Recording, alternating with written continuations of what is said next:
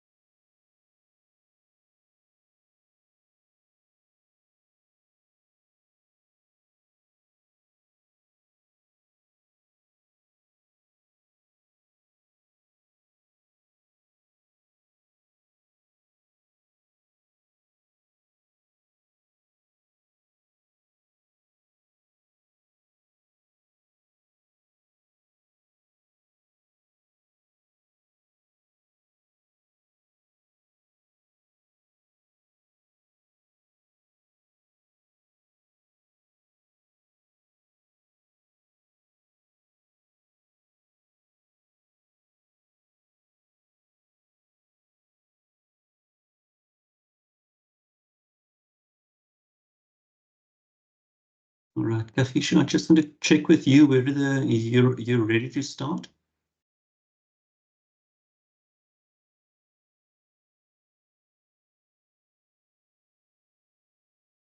Good morning once more, guys. I just called to Winston. Unfortunately, she's still struggling to connect. I think the link maybe could be a problem, but as soon as he's ready, I think he will join us.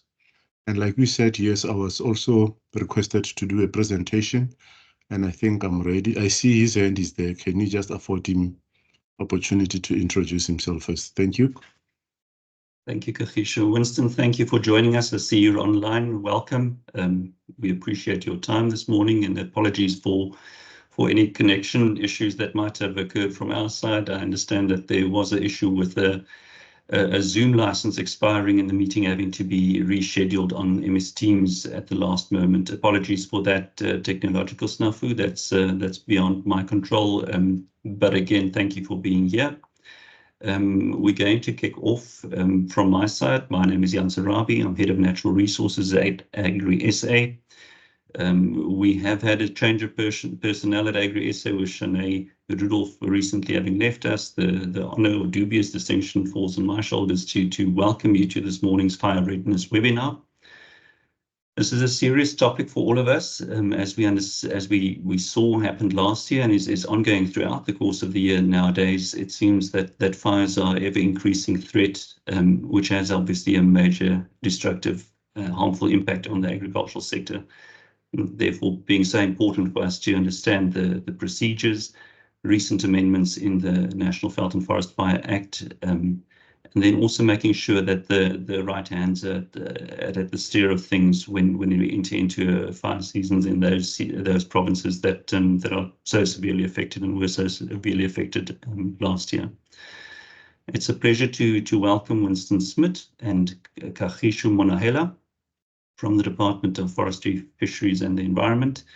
I'm not going to say much more this morning other than to welcome you and to hand over. Winston, perhaps you'd like to also just say a word to welcome Kagisho. I understand he's going to be leading the presentation off with the amendments to the Act, first of all, but over to you if that's in order with you. Thank you, Janse.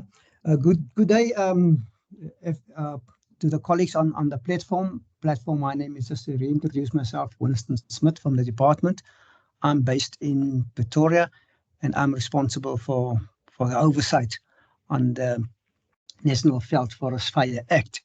Kagiso is also in the department, and he is responsible for stakeholder liaison. And this is basically in his portfolio that we engage with all our stakeholders in this regard. I think we as a department are entering exciting times, and we are quite fortunate and glad to share with Agri SA the developments in this field. I may just have to remind the colleagues on the platform that last year in September, we also had a webinar where we discussed in detail the fire protection associations, and that this is basically almost like a follow-up of those sessions. So I think we are delighted to be here. So Kagiso will then do the amendments, and I will then talk on working on fire. So Kagiso, are you ready to present, or do you want me to share your presentation? Over to you, KG. We can share the presentation on that side if you can.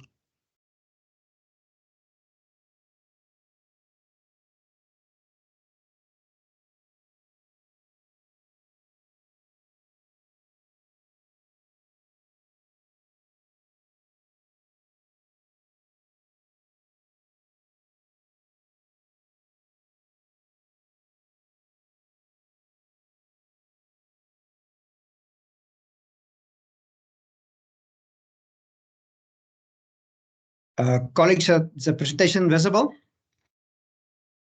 It is. Thank you, Winston. Please go ahead. Okay, KG, you can proceed.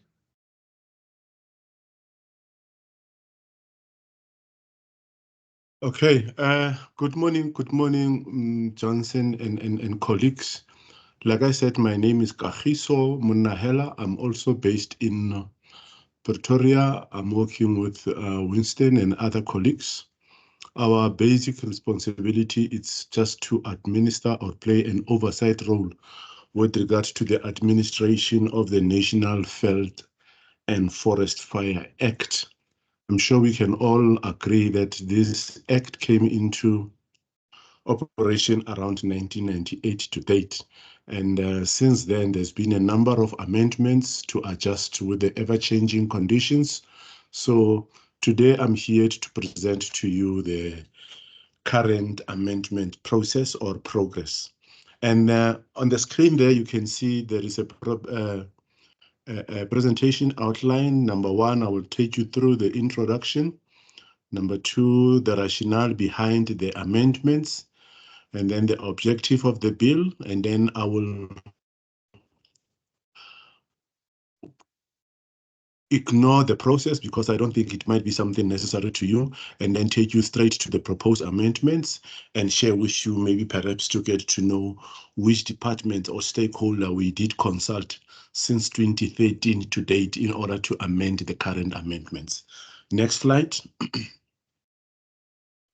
All right. The purpose of this presentation, it's basically to brief you, colleagues, on the current National Veld and Forest Fire Amendment Act of 2023. We call it an Amendment Act because it's already been signed. We cannot call it a bill anymore. And the National Veld and Forest Fire Act, as I have already alluded, was promulgated in 1998, and it was amended twice. There were amendments in 2001 and also in 2005.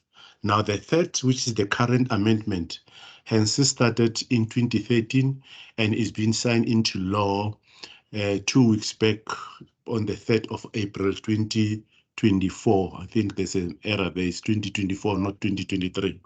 May we proceed then? All right. Now, let's get the rationale behind the amendments. In other words, what really propelled the department or the state to amend?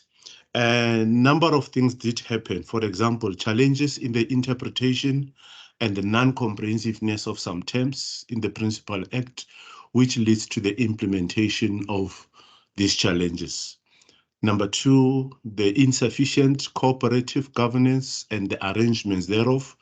Number three, the lack of provision of an appeal process in the Principal Act. In a nutshell, the current legislation or the current act does not have the appeal process. And I think, or we believe, that it's unconstitutional that we could have a legislation which does not stipulate the appeal process. So that's the reason, or one reason, why this has to be amended. Next slide. On the very same note, the objective of the amendment were basically to effect amendments on the Principal Act in order to achieve the following: to improve the administration of the Act, to deal with several important technical enhancements, to align the legislation with the post-1996 constitutional framework, as I've already said, and ensure that the Act remains responsive and relevant in the field of preventing fair fires. Next slide. Now, like I said, we're going to ignore the process and the build-up process that internally as a department we went through. So I want to take you straight to the amendments of what has been amended so far, because unfortunately where we are, even if you can pick up some errors or we still have some gaps, I think they will only be entertained in the next amendment phase going into the future. But I thought, or we thought, it's very proper for us to come and share with you and also remind those that have already been following this that where are the amendments. The first amendment that we can see is around section 1, which talks about the purpose of the Act. The purpose of the Act basically was considered to be preventing and combating forest and mountain fires then. But because of the current, what do you call it, of the current amendments, the purpose has been changed. Now you can see I've got 3 blocks there. The first block, it's where sections which are amended. The second one, it's what are the gaps, and then the last gap, the last category, it's what will be the amendments going forward. The purpose of this Act is nothing else but now to prevent and combat fires throughout the Republic. In other words, we are no more going to use the word to combat felled forest and mountain, but instead we have combined the two and we said, the 3, and we said, let it be just to prevent and combat fires throughout the Republic. The next amendment is on section 2 of the Act 101/1998, the interpretation. Now, under interpretation, there are almost 5, if not 6, amendments that has been approved. And the first one, it's the one that talks about fire in the open air. And colleagues, I also need to highlight that we've got 2 types of amendments there. It's either there is new insertion, which is something new that was not there before, or perhaps something to do with the the correctness of how the old term was interpreted. The first one is the fire in the open air. This might appear as a sentence, but it has been a gap that we have realized that as administrators and also as the people who are dealing with fires, we need to understand what does the word fire in the open air mean. And accordingly, fire in the open air will mean any fire not within the building or a structure, but this fire does not include a fire in an area specifically designated for such fire, protected against wind and spreading and maintained by the owner. So that's how going forward we are going to understand and get to acclimatize ourselves with the understanding of fire in the open air. And I also need to highlight throughout the process, this has been one of the most challenging interpretation or description, but at some point we had to reach consensus between ourselves and those that we have consulted that this will be the best description or the best way to understand the meaning of fire in the open air. And I hope that colleagues here, you will also align and also support us in understanding and also getting to know what does this word fire in the open air actually mean. Next slide. The next slide, it continues there where we are still around the interpretation, but then here instead of insertion, we are substituting. Now here we substitute the meaning of municipality. If you look into the current Principal Act, the definition of municipality is there, but how it was described we have substituted the description and then we want to give it something which is familiar or something which is commonly used around the country. And then we are saying municipality will now be referred to as it is described in Section 2 of the Local Government Municipal System Act of 2000, which was Act number 32. I'm sure you are aware that this act, or the Municipal System Act, do describe municipality. So it will also be wise as one of the government departments to describe a certain word similar to the other legislation, especially if they make sense. So there's no need for us to have two legislation describing one word differently. I'm sure we can attest that will cause a lot of confusion. So as it stands now, municipality, in how we want to interpret it, will be similar to how the Municipal System Act of 2000 describes it. The new one, which is the new insertion, it was not there before, it's public entity. The interpretation of the new term, which is public entity. Now, public entity, we did not describe or come up with any explanation, but instead we decided to describe public entity as it is currently captured by the Public Finance Management Act of 1999. And I'm sure the logic will also be similar to the previous one, where we are saying, let us not have same term but being defined differently within the very same states. Rather, let's have one term being described the same way. So we align ourselves with the public entity as it is described by Public Finance Management Act of 1999. The next slide. All right, as you continue number D, there is also a substitution where we need to describe the act. And now this act, the only substitution here is that the act will mean National Veld Fire Act. We are no more going to say is the National Veld Forest and Mountain Fire Act. It is instead the National Veld Fire Act. And it includes all the regulations made under this act. That's basically the change that you see. So in other words, we are no more going to see this act being defined as the National Veld and Forest Fire Act, but instead as the National Veld Fire Act. Where does this word veld fire coming from? I think as we proceed with our presentation, we'll get to understand the information or the logic or the essence behind combining the veld forest to become one word where we describe it as veld fires. And maybe I can just share with you my experience. Sometimes last week I was in Australia representing our department. There was a huge discussion around why we as South Africans call it veld fire. So I had to take them through our history and also tell them what is this veld coming from. And I'm sure most of us here, we are African speaking people. We know the veld that you can eat, but something to do with the forest. So that's how they get to understand, because there was an argument, why do they call it bushfire? And then here in South Africa, we call it veld fire. I think other countries, they refer to them as wildland fire. So I had to protect our country to say this veld fire comes from our own history of what does the veld mean. So currently we acknowledge that the veld and forest fire will therefore mean the National Veld Fire Act. The new insertion, again, colleagues, is around traditional council. Currently, the traditional council is not described. So the traditional council, we did not also design or form any new, but instead we said, let the traditional council be similar to how it's described by the by Section 1 of Khoisan Leadership Act of 2019.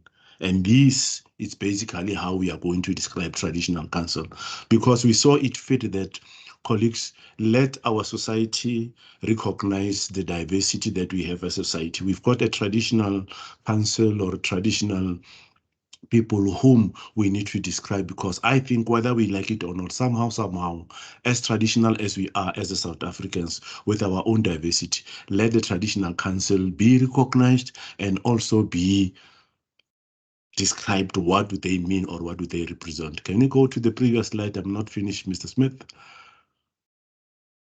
All right, now the last one, I think it's number F. Number F is the substitution of the veld fire. Currently, the veld fire is being described, but we decided to redefine it or realign it or amend it to now mean any vegetation fire.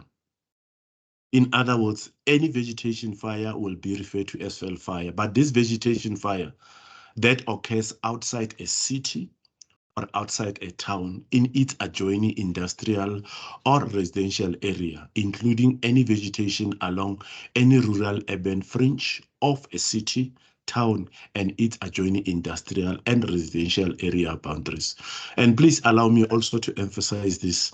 If my memory serves me well, this is one of the terms that has stirred a lot of debate and discussion into really getting to define it correctly. But at the end, as much as we discussed and we engaged to have a common agreement, we all agreed between ourselves as the department or as the government, together with the stakeholders and also with the legal mind, to say, let the word fell fire be described as any vegetation fire that occur outside a city, town, its adjoining industrial or residential area, including any vegetation along any rural urban fringe of a city, town, and its adjoining industrial or residential area boundary. So that's how we call a fell fire. No wonder we call our act as the National Fell Fire Act. The next slide, Mr. Smith. The next slide, now we are done with the interpretation. We are coming to other sections that has been amended. We also amended Section 3 of the current legislation, where we insert something new on subsection 3. There we are inserting the word or the paragraph, which will now say that the municipality concerned and the traditional council. Remember, before, the traditional council were not included, but we are now recognizing the existence of these organization, which is municipality and the traditional council, that the two can establish in terms of Section 16, the Traditional Council of Section 16 of the Traditional and Coastal Leadership Act, if any, these two may facilitate the formation of fire protection association process as contemplated in Section 3. In other words, the responsibility is not only on landowners or perhaps on the government to facilitate the formation of FPAs. We are now extending this power to both municipality and the traditional council. And this can only be done if the minister is of the opinion. In other words, even though the two are given the power, then the minister, if he's of the opinion that fire protection association is required, in other words, the minister has to get approval and be convinced that indeed where these entities, or should I call them this organization, wants to formulate FPA, if indeed it is necessary to form that fire protection, then the minister will have to be consulted. So those are the new insertion with regard to Section 3. The next slide. Now, under the next slide, we've got Section 4. Under Section 4, we are also substituting 2. Number A, we are substituting Section 7. There is something under Section 7. Currently, Section 7, it reads as the municipality or designated. But we are saying, let it not say or, but be inclusive. Rather, it must read as the municipality and designated services must become a member of the Fire Protection Association. In other words, colleagues, by virtue of this new insertion, municipality is bound, because it's one of the state organs, it's bound to be part of the fire protection if there is a fire protection around the area where within its boundaries. So we don't expect to see in future where municipality will be of the option whether they want to be part of it or not. If you're a municipality, together with your designated services, you are compelled by the current amendments to be part of the Fire Protection Association. And in addition to that, Section 8 is also being amended or being considered to add the following. Currently, it only talks about in respect of state land. But we have decided as the department or as government to say, can this be extended to explain what do we mean by state land? Not only state land, but also state-owned enterprise, public entity, or an organ of state must, within a year after this commencement of the National Veld and Forest Fire Amendment Act of 23, join a registered FPA. Let me explain. A year after this has been signed into law, the stated or the underlying entities or enterprise are supposed to be, are compelled to be part of the FPA. Only if the FPA around the area where they exist is registered. We are quite aware of other FPAs whom are not registered. How would you confirm if the FPA is registered? I think at the end of, you would have to know where do you check whether the FPA is registered or not. But if you are an entity and where you are, there is an FPA, by virtue of this, you are compelled, hence we are saying it must be within a year, be a member of the FPA in the area in which the land it owns is situated. So those are the new insertion, or should I say new substitution under section number 4, which is subsection 7 and subsection 8. Next slide. The next slide is the substitution also of the following subsection. Number 1, I'm sure you remember that is section 10 currently, which talks about the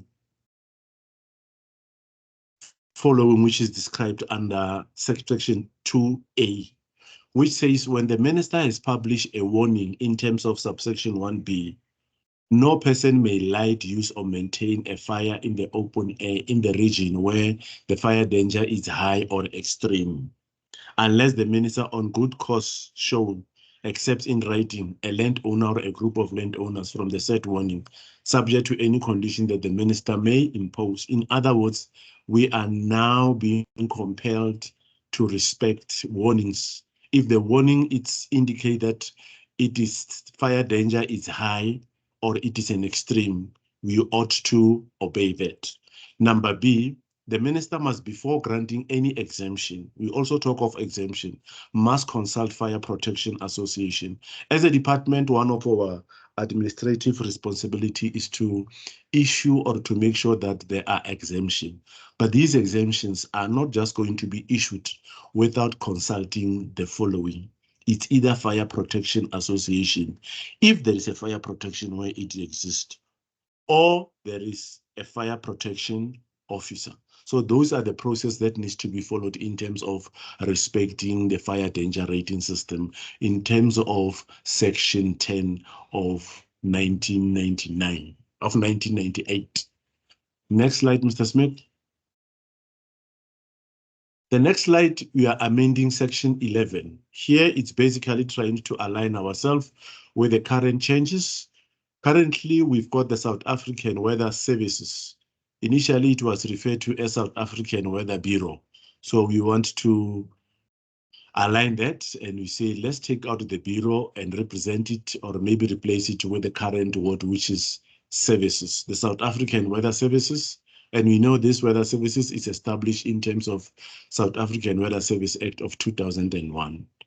And another thing that the department responsible for the administration of the said act agrees. In other words, for this to happen, the Director General of the department, initially we used to say Department of Environment, but we are saying not the Department of Environment because the departments do change names now and then. But for us to remain consistent, let's rather say the Director General of the department responsible for the administration of the said act agrees. So that's basically how it's going to be described. The next slide.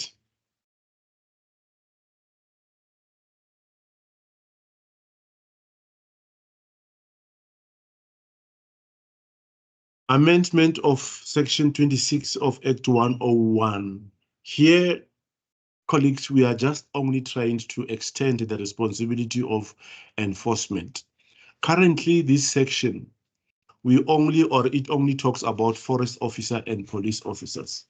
But we are saying, in essence, it will be most important or very intelligent for us to recognize other enforcement agencies So we are saying a forest officer, as is currently captured, and the police officer should also include peace officer, traditional leaders as defined in Section 1 of the Traditional and Cohesion Leadership Act. An officer appointed in terms of this Section 5 or 6 of the Fire Brigade Services. I think this one is an old acquisition. We all know about it. And that provided that they have been trained. In other words, those new force enforcement agency that we are going to include now, they can only enforce the act provided that they have been trained to be competent by an accredited institution. In other words, we cannot take a traditional leader to become or to enforce this law. He or she has to go through a training, which we are currently in the process of providing such training. So they must have an accredited training. Is then that they can be allowed to enforce the legislation. Number B, a reference to fire protection officer in section 27 and 28 includes officers and traditional leader, which are referred above. Number 3, a fire protection officer, again, and any officer or traditional leader contemplating subsection 2B exercise per hour on this act must carry with him or her and produce a request the prescribed proof of his or her identity. In other words, these new recruits or this new co-opted enforcement agency, they will have to produce a card which indicate their role and their limit into when and how do they supposed to enforce this. Without this cut, it's going to be very difficult for them to enforce the legislation. So that is basically one of those, or some of those addition into section 26. The next slide. The next slide, it's nothing else but the insertion of section 32A in the Act of 101, 1998. And then here it talks about section 32(1)A. Any affected individual, I think this one is around the appeal process. Any affected individual may appeal to the minister against a decision or an action taken by any individual or entity acting under a power delegated in terms of this act. In other words, we are allowing an affected individual to have a democratic right to appeal if he or she feels that the action taken against him or her is unfair, then he can follow the appeal process. And then the appeal under subsection 1 must be noted and shall be dealt with in the manner and in accordance with the procedure prescribed by the minister in the regulation. In other words, we'll still have to come with a regulation where we will state how the process of the appeal process needs to be followed. Number 3, the minister shall consider any matter submitted to him or her on appeal after giving every individual with interest in the matter an opportunity to take his or her case. So that's basically how the appeal process is being included within this current legislation. Next slide, Mr. Smith. The next and the very last slide would be the substitution of 37, where we are looking at the short title. Now, the short title of this act, it's no more going to be the National Veld and Forest Fire Act. It will now be the National Veld Fire Act of 1998 as amended. So that is the end of the next slide, the end of the presentation, colleagues. And I would like to take the opportunity to thank you for giving me the opportunity to present. Thank you all. Thank you, Mr. Monahela. Thank you. It was an excellent presentation. I'm not sure whether you prefer to take questions at this stage or whether we should first wait for the presentation by Mr. Smith on working on fire. Mr. Smith, I'm handing it to you, giving it to you if you care to take questions now for Mr. Monahela. Yeah. Chair, if I can recommend it, we take questions now because the two presentations are slightly, I think it differ quite significantly. And I'm just scared that we may lose the essence of it. So be guided by you, but my proposal will be, let's entertain the questions and deal with it. And thereafter we step over to the working on fire presentation. Thank you, Chair. Colleagues online, if there are any questions, please indicate by raising the little hand icon. Just to kick things off, obviously this is now an act. It's been assented to by President, but its commencement date is still to be announced. Mr. Monahela or Mr. Smith, do you have any indication as to when the commencement might occur, and if there are any outstanding issues, for instance, in the form of regulations still to be drafted, that might delay the commencement date of the Amendment Act? If I may chip in there before Mr. Smith, maybe he would give a clear response.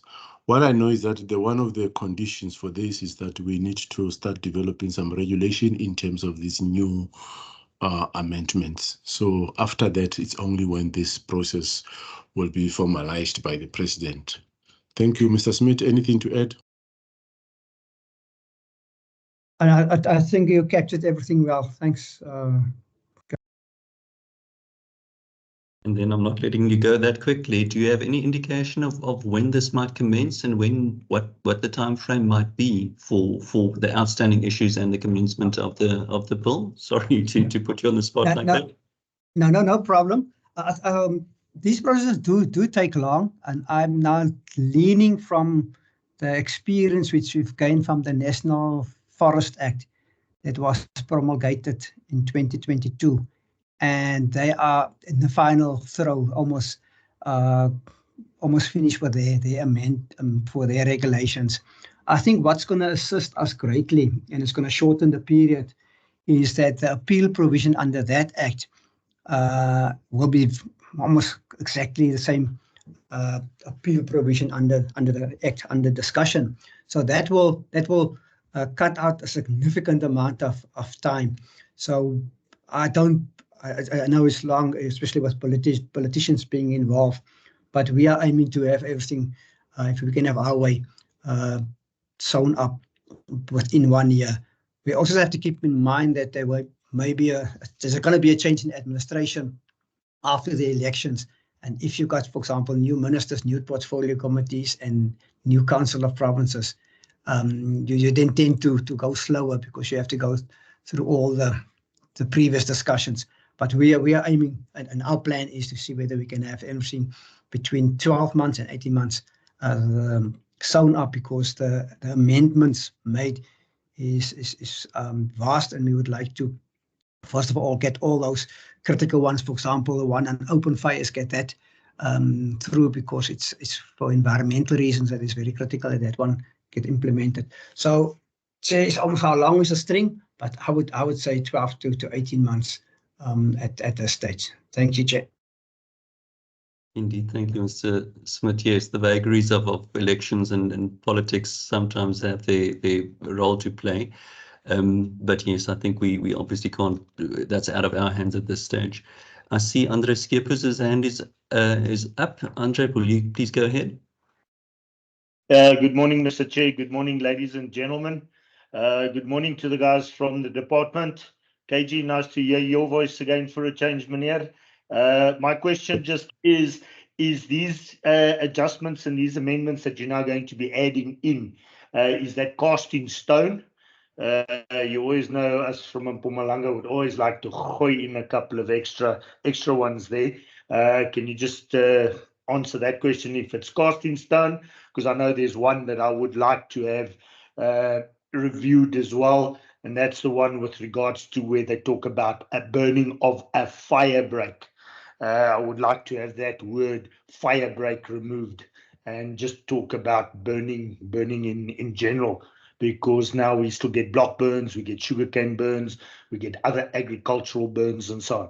So if you guys can answer that question for me, thanks. Thank you. Well, Andre, I did not even recognize you are here. Andre, just to be very short to your answer, currently there's nothing that we can do with the current amendments. Yes, it's a cast in stone, but that does not close the door that we can start preparing for any concerns or future amendments. Because yes, indeed, during consultation, I'll take you back from 2013 to date. There's been a number of things that has come out, and we have recognized and note that in future, the very same issues, including that you are saying, they will need to have attention. But unfortunately, whatever that we have in mind at the moment, that's next one's can do maybe amendment. We just have to wait for the next version of the amendment. But that does not take away the engagement to also know that what is it that as landowners you wish should also be reflected in the legislation. Thank you. Thank you, colleagues. I don't see any other hands. Thank you, Andre, for that question. Obviously, there's also a practice. We're waiting, obviously, for the commencement of the Act. But in the meantime, there are also guidelines and practice and policy documents that can also obviously be developed. But thank you for that response, Kagisha, as well. Jack Alma, I see your hand. I just quickly want to ask, thank you very much for the presentation regarding the affordability for the municipalities to pay the Fire Protection Association membership fees. It's good and well to force them to have to be part of the Fire Protection Association, and we're very glad for that. But we know their track record of paying and affordability. How does that get handled? Thank you. Thank you, Jack. Maybe just to be brief, and I will need to be very careful on how I respond to this, because I'm sure we are quite aware that different municipalities are being run differently and they've got their own challenges in terms of how do they settle their bills and their responsibility. And I think it has been a norm that the FPAs which are affected, they will have to decide on to how do they handle the fees of those outstanding fees. That will also include other government departments that are not actually paying. So in nutshell, Jack, I would say the fees or the outstanding fees in terms of membership, we are giving that responsibility currently to the FPAs to get to understand how, or maybe to get to engage with the affected municipality on how they should adhere to the agreed payments, because I believe that different FPAs might have different fees towards their membership. I see Mr. Smith's hand is there. Maybe he wants us to add something. Thank you. Yeah, so thanks, Kagisha. Sorry for jumping the chair, Mr. Chair.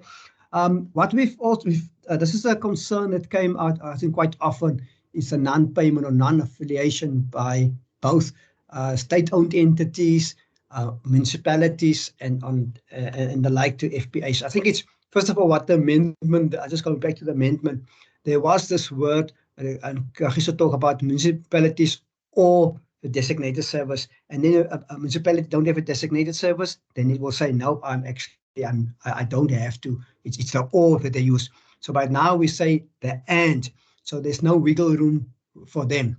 And the same for state-owned entities. The Act talks about the ownership in the state land. Owners of state land must also join FPAs. And then your state entities, if they don't want to join, they will say, no, we're not state, it's not state land, we just lease it or we just use it. And although the ownership is clearly defined by, if you got use right, you are deemed the owner.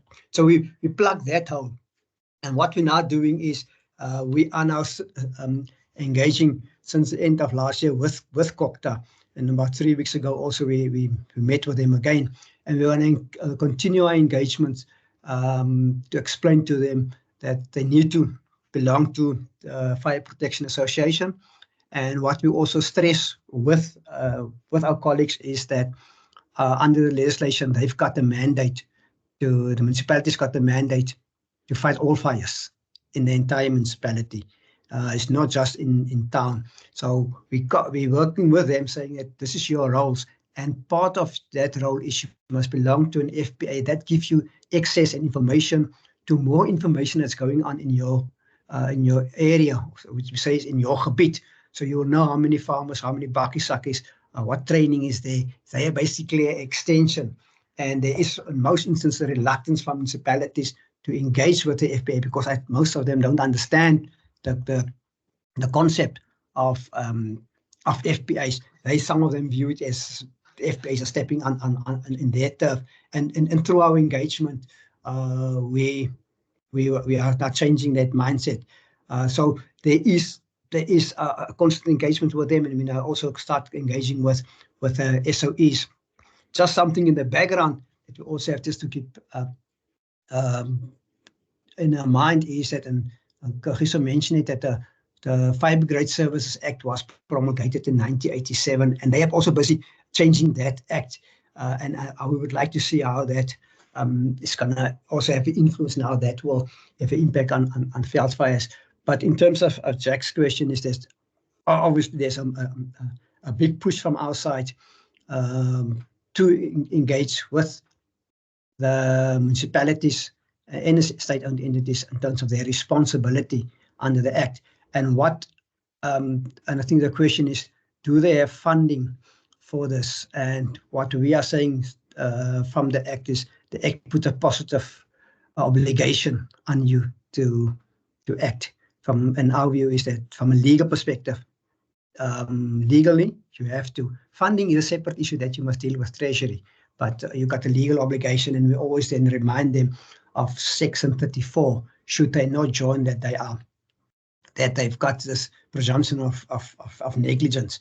And only last week, a municipality came back to me and say, no, you can't. The landowner can't invoke Section 34. I said, yes, they can, because you as a municipality don't have fire breaks, you don't have equipment, you don't belong to FPAs. So the municipalities are also feeling it now in the pocket from that angle, and we're also using that to cock that, to saying it's going to cost you, going to cost you dear, because the landowners know their rights and they know you're not complying. So they've, just in conclusion, is the municipality got a positive obligation to belong, and we are stressing it with them to make sure that they do comply. A bit of a long answer, Chair, but I hope that is clear. Thank you.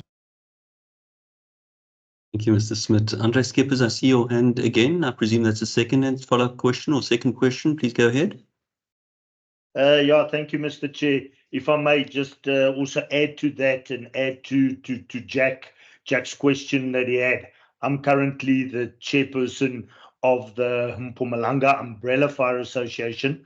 So for those that you know, it's a local FPAs. The FPAs form an umbrella for the province, and all 9 provinces sit together on an advisory forum. And what we've implemented at the advisory forum a couple of years back already, and I can share it with you after the meeting if you need so. We have actually gone and drawn up standard fees, a per hectare rate, a per kilometre rate, a small holding rate on a national scale for the SOEs, state-owned entities, and the parastatals. We've got a set fixed rate, and that is a good foot in the door currently to help, because you're talking to the Transnets and the Escoms and the Sunrolls that work on a national level. The questions come forward regularly to say, maar hoekom betaal ons R5 in Mpumalanga en R10 in KZN en Boggerol in die Vrystaat? So now we've got this set rate for everybody, and the bean counters and the financial guys can now see these guys are starting to work together.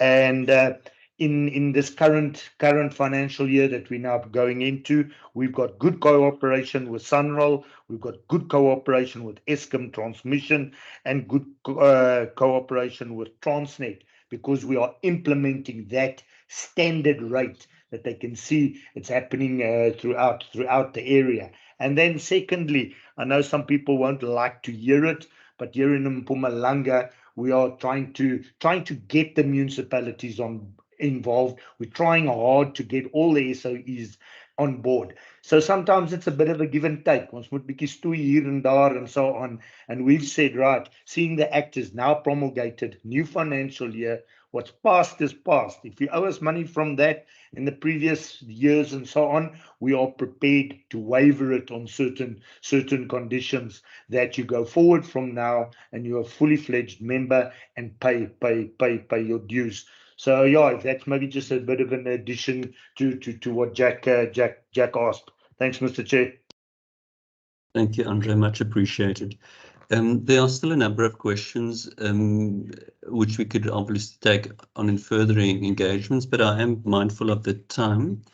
Winston, you indicated that you'd be taking over, well, presenting on the Working on Fire portion of today's webinar. Over to you, please go ahead.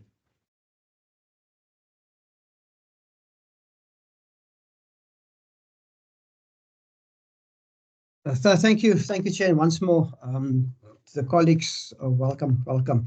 I think it's thanks for the previous discussions. I must just to conclude that there was quite a bit of engagement with the agricultural sector also, and so we didn't. It's a long process, but if there's more questions, we can always engage after this meeting. But let's step up to the department. DFFE stand for Department of Forestry, Fisheries and the Environment, working on fire program. Now my computer don't want to work with me. Okay, what I'm going to do in this presentation, I'm just going to touch on the National Veld and Forest Act. As Kagiso just touched on the amendments, I will just touch on it briefly. I want to focus on the Expanded Public Works Program, then on the DFFE working on fire program, and then just talk about ground resources, air resources, and then in a conclusion. As mentioned earlier, is that we've got the National Veld and Forest Fire Act, which the aim is to prevent and combat veld, forest, and mountain fires. And this is the current version, and this is for throughout the Republic of South Africa. And then also the Act also provides for institutions, methods, and practices to achieve this purpose. Institutions like the FPA, weather services, methods is fire breaks, clothing, training, and the like. All those together to prevent veld and forest fires. If I look at the Expanded Public Works, the department got quite a number of branches. We've got, of course, we have forestry, fisheries and environment.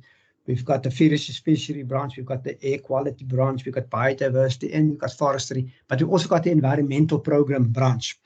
And this branch is in the department, and its mandate is to implement the Expanded Public Works Program as part of government's broader public employment initiative to address what we normally refer to the triple challenges of unemployment, poverty, and inequality. So in the EP branch, then, the EP branch, this program is funded by the Extended Public Works Program. And I think just yesterday in East London, there was another launch of the next 5 years of the program. So under the bigger EPWP umbrella, the objective is obviously for poverty alleviation, provide employment for the unemployed, building skill-based for the unskilled, support and develop small or medium enterprises. And if I start looking at the latter section, is if you want to see the EPWP people next to the road, which we refer to as participants fixing potholes, and some of them you don't see that there's skills being developed, support for SMMEs, but this is actually quite nicely captured in the working on fire program, those building blocks.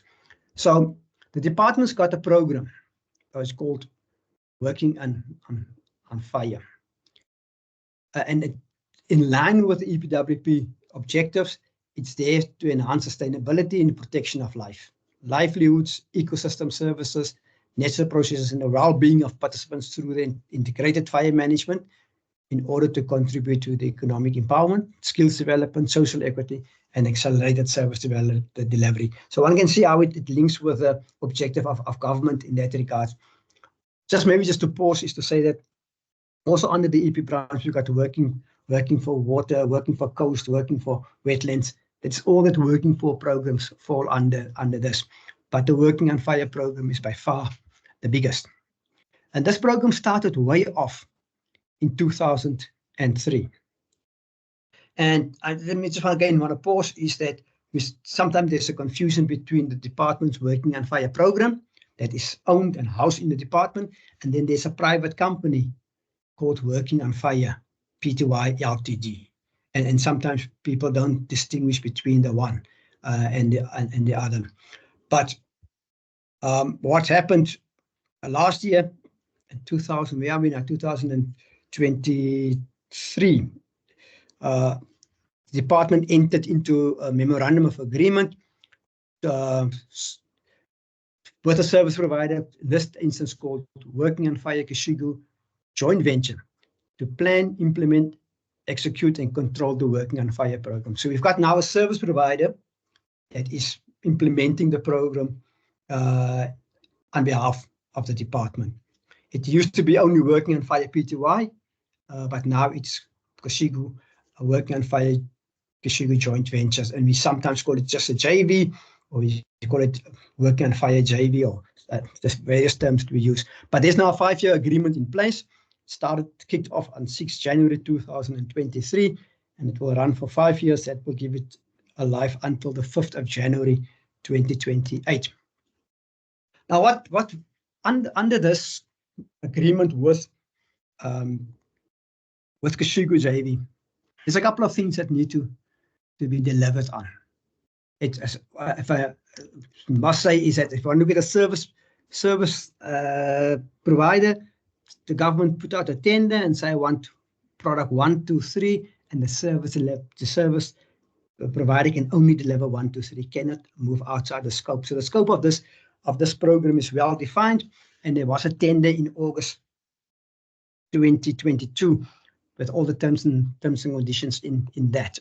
But what we want from this deliverables is that, first of all, working on fire, Kashigu must support the deployment of ground and aerial resources, and in this instance we use the term actually wildland firefighting. This is a term that was used in the tender, although we refer to it in the legislation as veld fires, and I understand the confusion in Australia. So the JV, or often in this instance, the company must deploy the ground aerial resources so they can prevent and control as and when required in compliance with the applicable legislation. So quite simple. We've got here in this instance, there's bases out there, there's a fire, and we then have to go out and that. However, what we keep on also saying to COCTA municipalities is that working on fire, the program is not a fire service.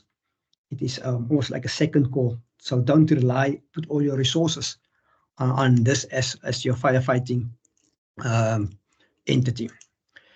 What is also one of the deliverables, and I'm glad Andre is here, Andre Skeppers from Mpumalanga, the umbrella chair, is that we need to provide support for umbrella fire protection associations and FPAs to prevent, fight, and manage wildland fires. This was not in any of the previous agreements that we had, and currently what the department is doing is paying money to working on fire, the company, to pay to the umbrella and to the FPAs to assist them in their functioning. I know Andre is very close to it, and we still got some teething problems in that regard, but there is funds now being made available for the umbrellas. Just maybe not on the slide is that the department is also currently busy developing a FPA support strategy, and that will be published shortly for public comment, and I would invite the delegates on the platform when it's available, when it comes out. Please give your comment, because we need to strengthen that document. Another deliverable is that 5,300 participants must be employed in the program. They must first of all be appointed. They must be trained, and there's a long list of accredited and non-accredited training.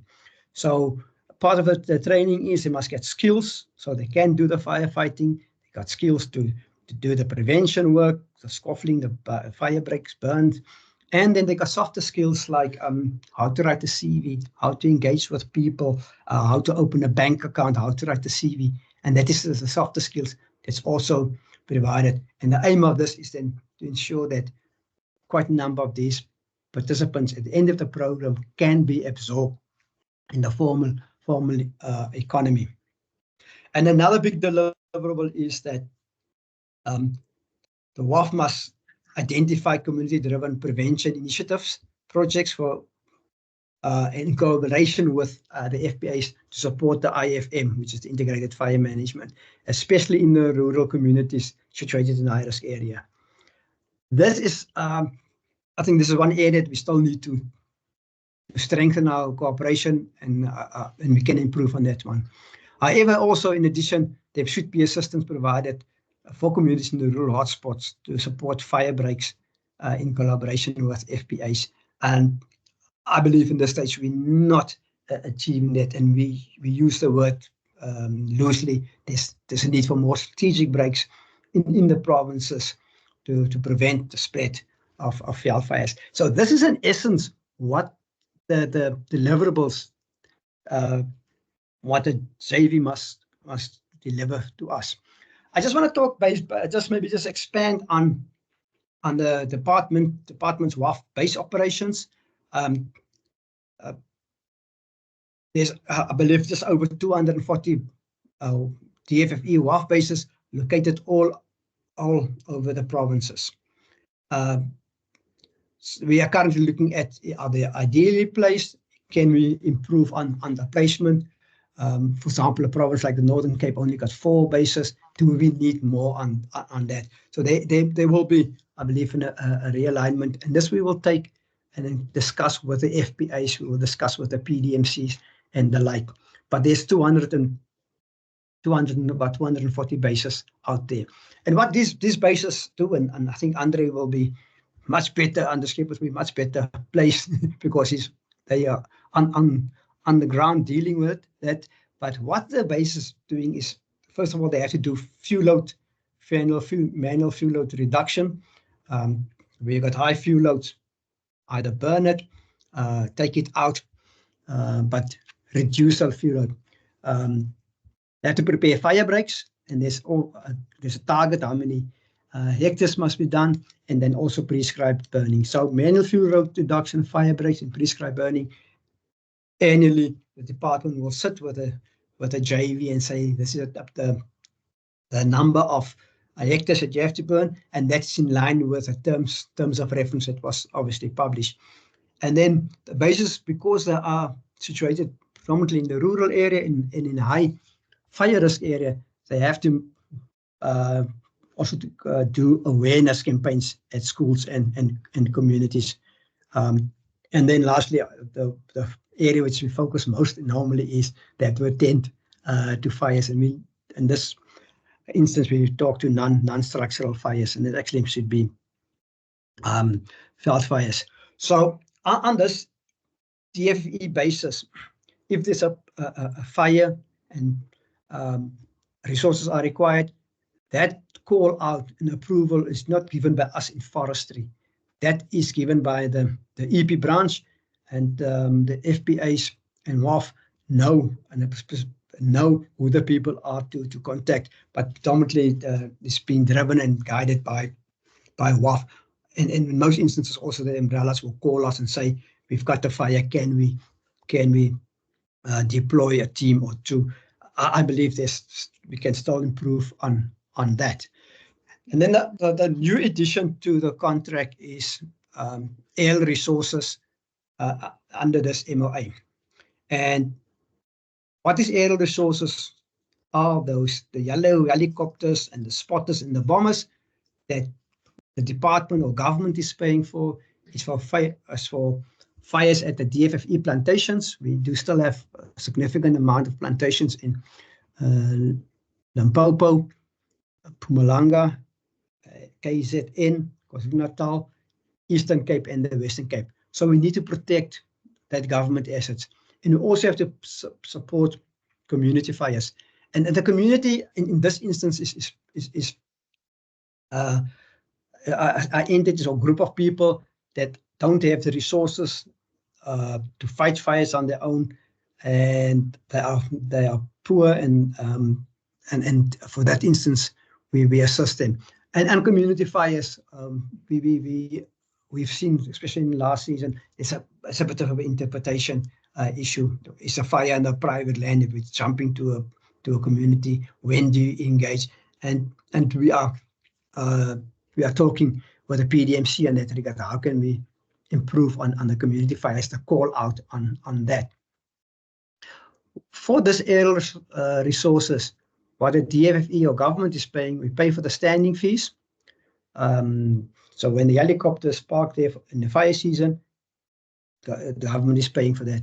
And then we also pay for flying hours for helicopter spotters and bombers. So that is government's contribution as a second responder in this regard. But as we know is that helicopter spotters and bombers it's not the golden bullet. You need ground resources, and that's where we still need to improve our call out with the EP branch. For these air resources is that the department with its colleagues and stakeholders develop each year a deployment plan, obviously in line with the budget.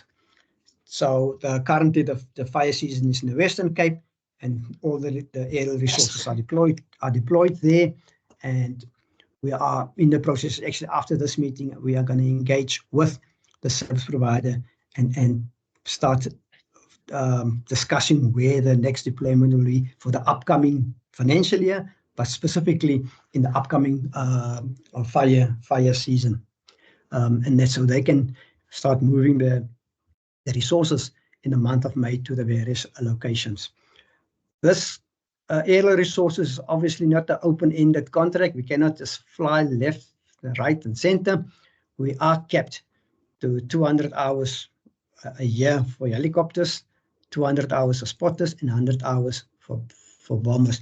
And if one then look at it and you see we've got about 9 provinces, then it's not that much per province. It's 20, call it 20, 21, 22 for helicopters and spotters, and then half of that for bombers. We don't work on that strictly, but we will need to monitor it more carefully this season, because last season we almost flown all our hours in the inland, and there was hardly any hours left for the Western Cape fires. But that's an administrative process that we just need to improve.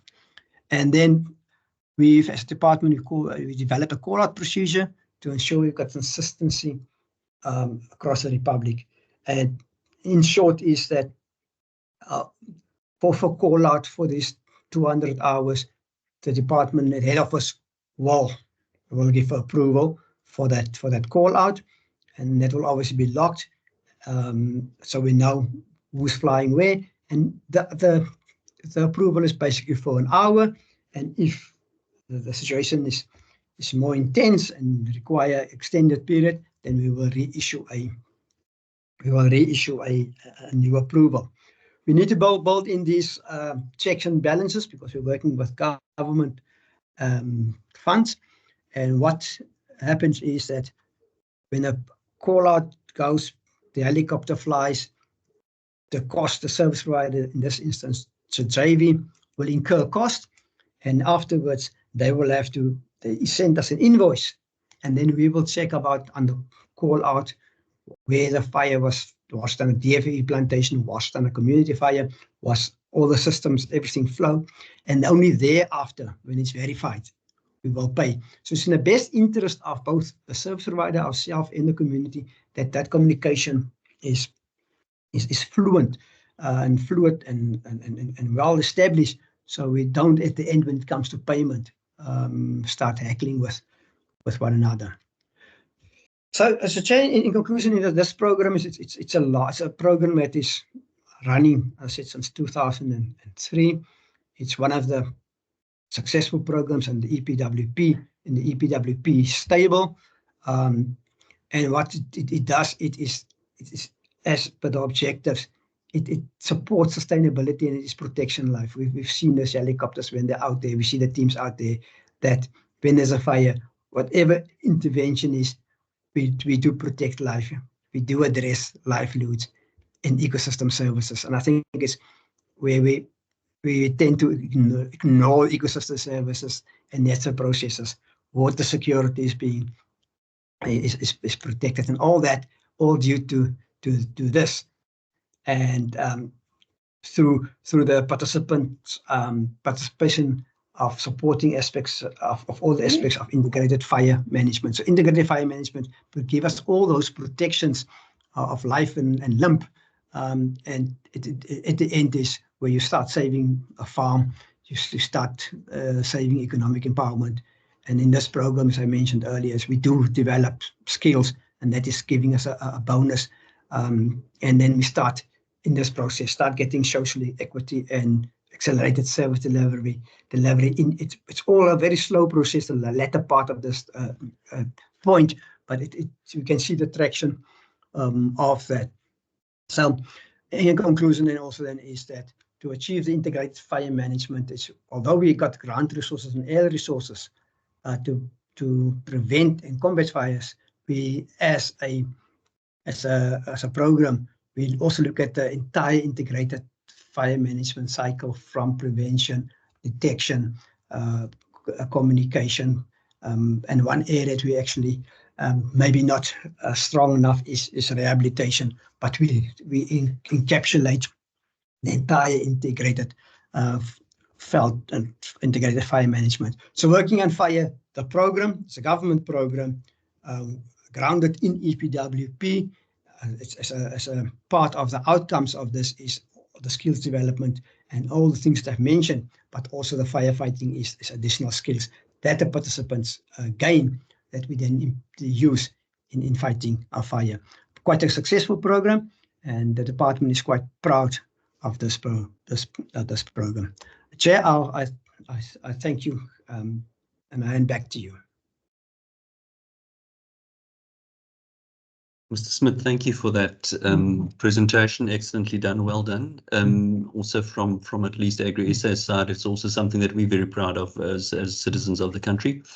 We have some time for questions, and I'm going to open the floor to questions on the Working on Fire program specifically.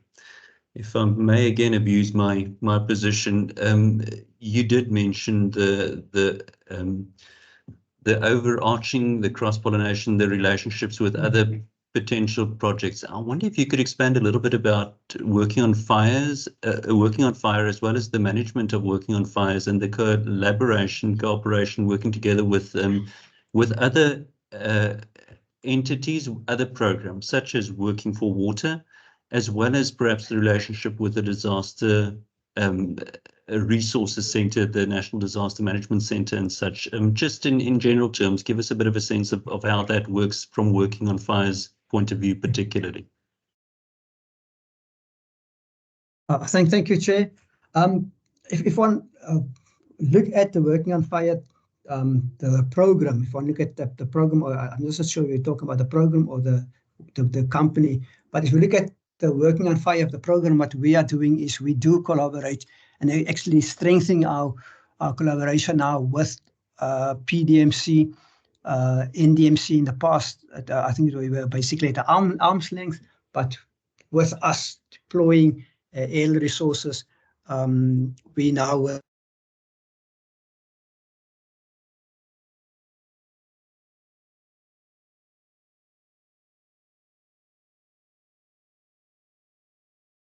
I don't know if it's just me, but I seem to have lost Mr. Smith. Mr. Smith, if you can hear me, just check your connectivity and whether you can come back in.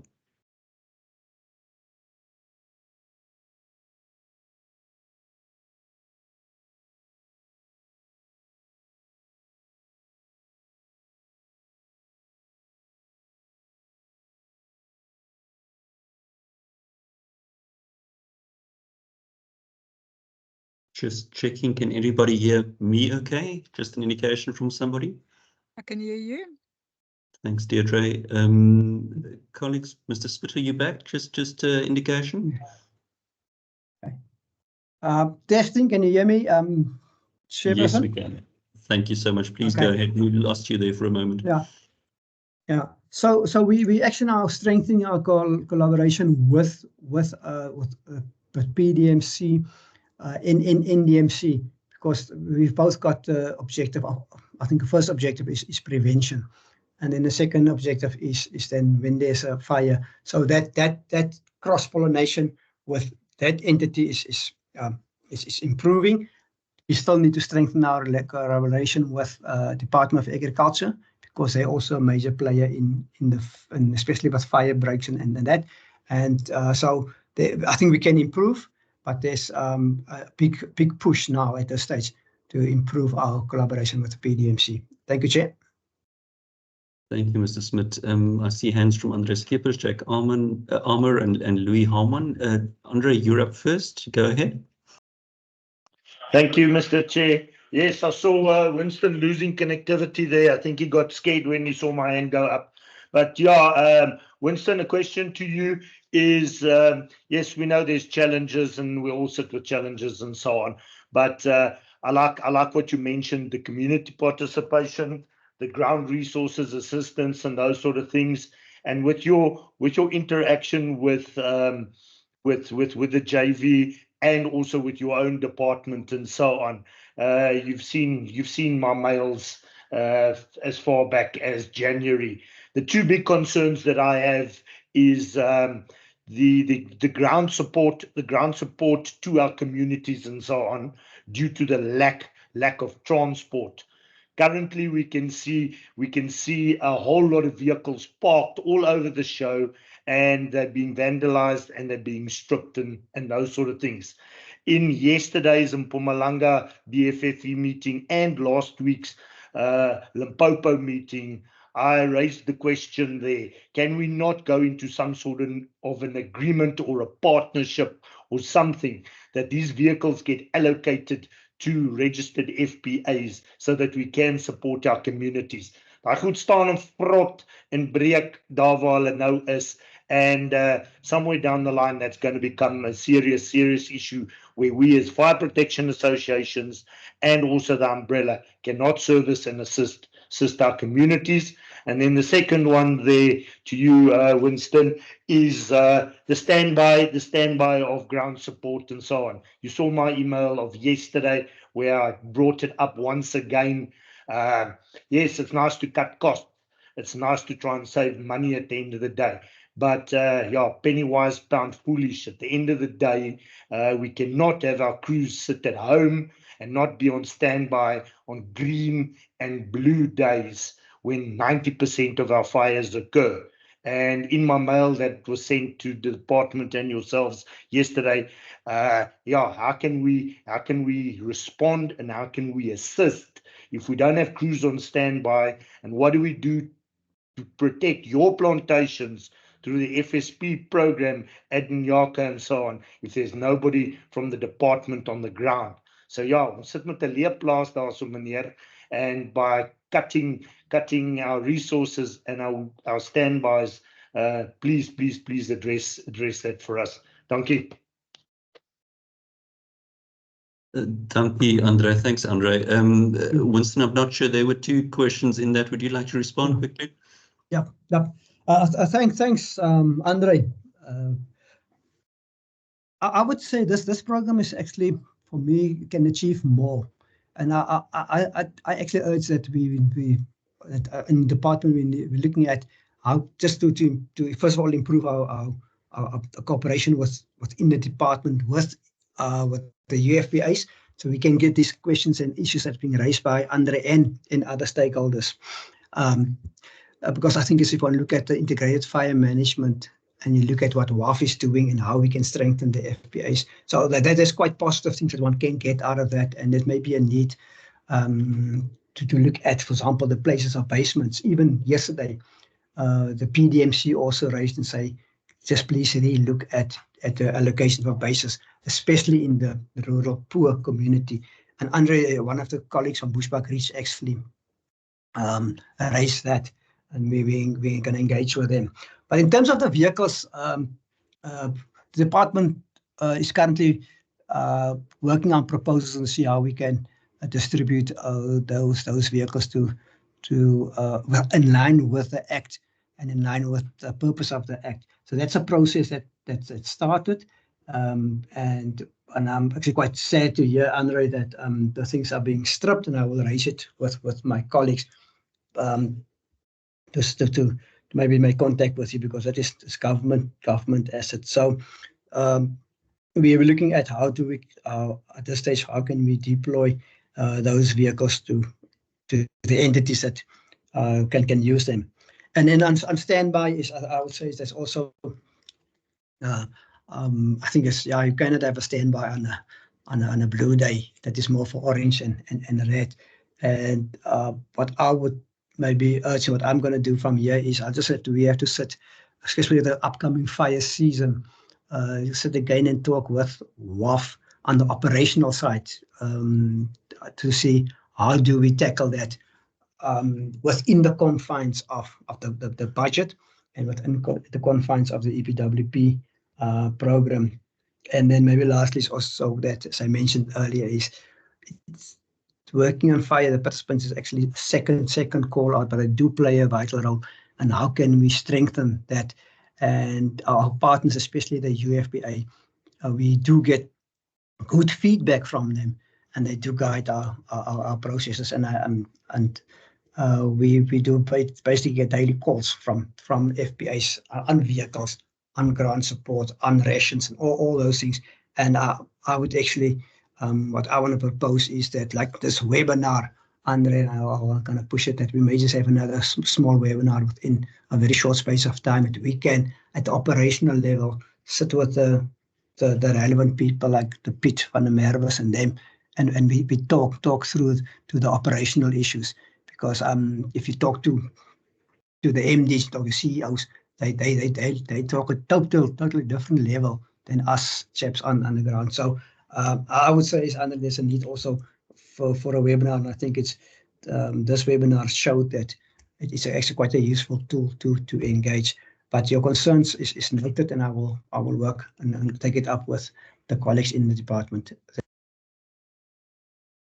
Thank you, Winston. For a moment, I had a fright. I heard in your response, working on proposals, which I thought was a new extended public works program. But thank you for that, and in light of it, thank you for the constructive question, the constructive response. Jack, I see your hand. You're up next. Thank you very much. So I've got 3 questions. Number 1, it's already been dealt with. The Clarence Fire Protection Association sent us a letter, also concerned about the redeployment of the vehicles from the Koshugu joint venture,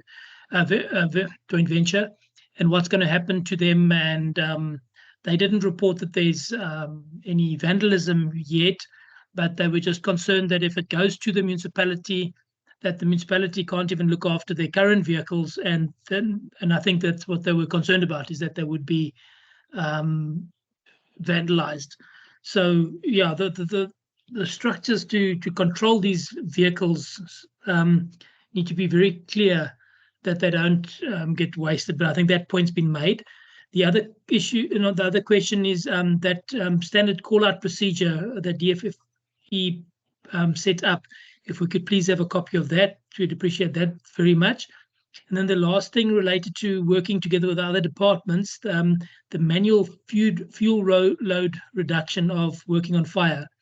Does that include cutting off trees along the road reserves and working together with the Department of Roads? And why I ask that is because I know the Department of Roads does budget for it. And one's just got to be careful of state double budgeting or double dipping, basically. Working on fire does the job, and then the state the Department of Roads employs a service provider just to take photos of working on fire, doing the work, and then the service provider gets the money from the Department of Roads for doing for not doing anything, just taking photos that the Department of that working on fire actually did the work in the end. So that coordination needs to be very carefully done, that there's not corruption and stuff in place there. Thanks. Thank you, Jack. I'm not sure if there's a response required on that. Winston, if there's anything you want to add or comment upon, or any of your colleagues, obviously. Yeah. No, in terms of the the call-out procedure, we can make it available. I'll make it available to the chair for further distribution. And I think that the other 2 points are noted, especially with the manual fuel road reduction. I will just take it up with our colleagues in EP branch. But what I know is that when this work being done by the in practice is that when work is being done, they do have to map it and upload it in a system, and then the department either go out and verify it, or we verify it with Google. So there is a verification process. However, one can be hoodwinked into say the word double dipping, but I will just raise this also with our EP colleagues. Thank you. Thank you, Mr. Smith. Louis Haumon, I see your hands up. Please go ahead. Chairman, my name is Louis Haumon. I'm an EXCO member of Northern Cape and the chairman of JTG, Umbrella Fire Protection Association. Just to introduce myself, I realized that the rest of you know each other quite well. And I realized that when I tried to put a remark on the chat part, that I've been blocked there, so I'm not sure whether I'm allowed to ask a question here or not. Louis, we can't say without hearing the question first, but please go ahead. You're welcome to raise a question. The question that I want to raise is I want a little bit more information on the integrated fire management strategy or system, and I want to know whether, to whom do I communicate about that? My request is focused on the availability of fire frequency maps for the Northern Cape included. Mr. Smith or colleagues from DFFE, any response on that? From your side, obviously. Thank you, Mr. Houman. I think we're quite active in that province as a department with the umbrella and the establishment of the re-establishment of the umbrella. I think that I don't know what is referred to as the availability of frequency of maps, and I may assume, and if I'm wrong, Mr. Houman can correct me, is maybe the fire danger rating is referring to the fire danger rating index that's being published daily by Source, and that is the only maps I can think of. But if it's not the frequency maps, then Mr. Houman can either, we don't want to keep this house in a dialogue, Mr. Houman is welcome then to call me and we can discuss, and we can then see what the exact needs are. But at this stage, I only, if I look at frequency of availability of maps, I can only think about the FDI that's being issued daily. I see Janine Bielefeld is also on the call. Janine, if you're available, or if it's possible for you to assist, is there anything that Agri Northern Cape can assist with in respect of Mr. Houman's question? Thank you, Jay. From our side, currently we only have a private contractor that can provide us with maps when possible, but we don't have the financial means to have a more professional maps provided, like, for example, the Free State FBA. So currently that is all that we can contribute map-wise to the request. And that all the agricultural unions are aware of how to get those maps. It's via a request to me, and I can request a map specifically after fire for them. But yeah, currently that's all that we can provide. Thank you, Janine. If there's anything that Agri SA can do to facilitate, obviously, please let us know. Luanda Parafin, I see your hand is up. Please come in. Thanks, Chairperson. Good morning, colleagues. I think I just want to add that on the fire frequency map, that the current map that we are using as a department is a map that was developed by CSIR, I think, in 2010. That's the fire risk map that we are using currently nationally. However, as the department, we have recently advertised a tender for the review of that map. That is to update the map, because it's quite updated, because it was developed in 2010. So I believe that during the course of this year, we are going to get a new map that will then give the status of fire risks as things stands currently. I think once the consultations have started, so the stakeholders, including in the Northern Cape, they will be consulted so that they can put their inputs or in terms of the development of the new fire frequency map that we'll be using for the next 3 years. Thank you, Chair. Thank you, Luanda, much appreciated. Colleagues, I don't see any other hands. If, with the permission of colleagues from DFFE, we have a couple of extra minutes for any questions, either relating to the presentation on the amendment of the National Veld and Forest Fire Act, or on working on fire. There's now an opportunity just before we start wrapping things up. If there aren't any hands, I'm again going to take the lead on this. Jack, I see your hands up. Thanks. Sorry, Janse. Just to clarify the issue on the maps, I think we may be speaking past each other. What is needed and what Janine was referring to is the post-fire burn scar maps that are drawn up from the satellite images of when the fires occurred to calculate the per hectare that's burnt. That's needed very quickly after a fire to work out the sort of, how many hectares of which farm and to prioritize which farms burnt most and all that kind of stuff in the post-fire disaster relief. That's a big need that we have, and that's a costly exercise to pay private consultants for ways to do that. And that's something that would be good if the umbrella or the department could assist us with that, because I know the department does have mapping services at the Department of Land Affairs at the Geospatial division. Thanks. Thank you, Jack. Much appreciated. We're going to raise this issue again at our Centre of Excellence meeting on the 8th of May. I've also recently been in contact with Hein Lindemann from the Department of Forestry, Agricultural Land Affairs and Rural Development, who's also involved with that. So we could take it up further on that. But thank you also for that clarification. Colleagues, Kagisho, I see your hand. Please come in. Thank you, colleagues. Just when you raised the issue, Mr. Chair, it just came into my mind that I remember, unless maybe out of my lost memory, there is what you call an AV system, which is currently under our own department. Perhaps you need to check with our colleagues, especially those that are dealing with the AV system. They do assist with the burning scar maps and so forth. But I remember 2 years back, if not 3 years back, there was a discussion between weather services and the department in terms of how do they deal with the AV system in terms of supplying all landowners with the burning scar or any information dealing with the AVs. But legally, so currently the AV system is the one that has been there to assist landowners. But how often do they assist with it? I'm not sure.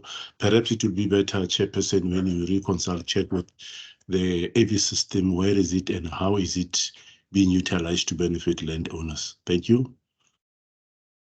Thank you for that. We'll take that further. Colleagues, thank you so far for the questions.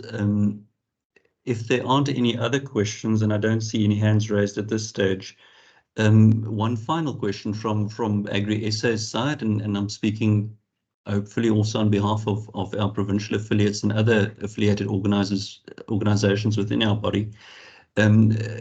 Maybe to you, Mr. Smith, it's not a one-way street. Obviously it's something that runs both ways, and we certainly appreciate the relationship that we've established with you over a long time.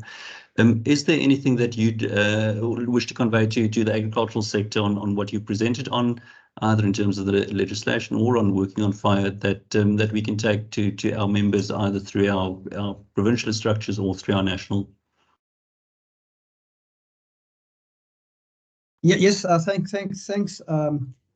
Chair. I think I agree with you. Thanks for the opportunity. I think is going to engage with which I view as a major stakeholder in the veld fire arena.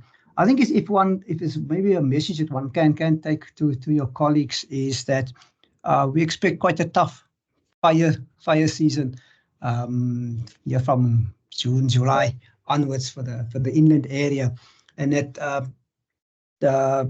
first of all, if you belong to an FPA, I think that's good. But if you don't belong to FPA, just be aware of the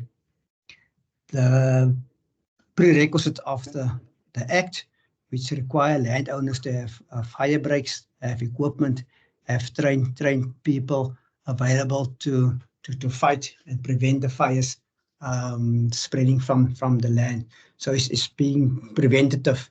That is maybe the message I would like to if you can convey that message. That's the first one. The second one, and if there's maybe any questions in future, we could do the Agri SA is more than welcome to contact the office, my office, and we can then engage and discuss and see how we can solve problems together. And if there's any positive ideas out there that we've missed, please share it with us, because we are open for learning from outside the organization, because at the end is is the members on the ground that is experiencing the veldfires. They've got actually the wealth of experience is sitting around the table and sitting out on the farms, and that some of those stuff is information and experience is not actually captured in book. It's in the head through various years of experience. So as you said, the two-way street. We are always open for suggestions, critique, and that so that we can improve the implementation of the act. And at the end is prevent wildfires and thereby saving livelihoods. Thank you, Chair. Thank you, Mr. Smith. Thank you to your colleagues and also to the people around the table. Final admin question, would it be okay for us to, sorry, Kagiso, I see your hand up again, giving you opportunity again. Thank you, Chair. Maybe just to add on one, Mr. Smith, and also to respond directly to your question, maybe I would have to take this opportunity as the official who will be driving the process of developing some policies with regard to regulation with regard to these amendments, maybe to request the current attendees to say, we would actually need your cooperation and your active participation with the upcoming consultation regarding the regulation. And I think you guys participating and also inviting your encouraging other members to participate in the regulation, it will actually simplify and also speed up the process. I'm sure you remember, I can recall you were asking how long will this take to be able to finalize this, and then Mr. Smith did indicate that it will take either 12 to 18 months. But the more we participate and the more we become active, it will make things easier. So I therefore wish to request my extension and my request to all of you to fully participate and encourage others to participate and give us a meaningful contribution towards the regulation regarding this. Thank you. Thank you, Kagiso, much appreciated for that, and we'll certainly avail ourselves of that invitation opportunity. I'm just checking whether I see another hand. Dale Norkier, I see your hand. Please go ahead. I think, thank you, Mr. Chair. I think just to add on to what Kagiso has just said, I would encourage the DFFE to invite representatives at a national level from Agri SA to join the National Fire Work by themselves, and that could probably go a long way into disseminating information and having inputs, etc., into it, as well as through the FPAs, etc. That's all the role players that are involved at that level. So I would encourage somebody from Agri SA to join that work group, and then obviously from there stuff can be distributed, and that's just done at a national level with the department. Thank you, sir. Thank you, Dale, much appreciated. Colleagues, then we're at a stage where we're concluding the meeting, unless there are any final hands on that.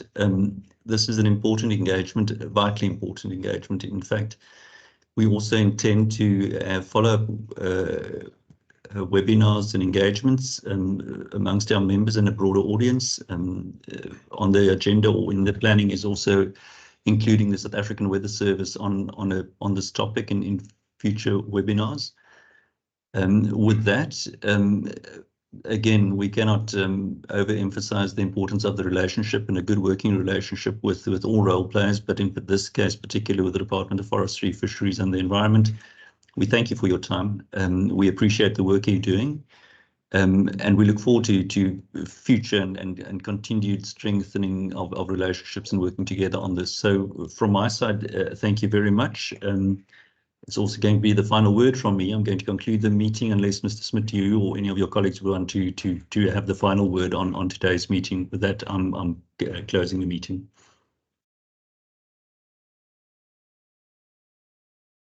Maybe I see Mr. Smith is not responding. Maybe on behalf of the department, I would say we really appreciate this and we hope that such engagement should continuously. This is not the end or even the last.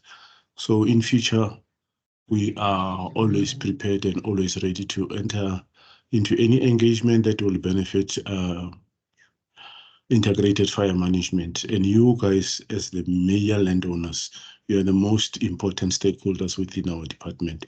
And we therefore appreciate time and opportunity that you have given us, that every time, not necessarily having a meeting of this nature, even if you've got problems around your areas and we need our intervention, please, we are always available through the office of Mr. Smith to avail ourselves and assist where we can as a department or as government. Thank you. Thank you very much, everybody. Thank you all. Bye-bye. Thank you. Thank you, Chair. Okay, bye-bye. Thank you. Bye-bye. Thank you. Bye. Thanks, Chair. Bye-bye.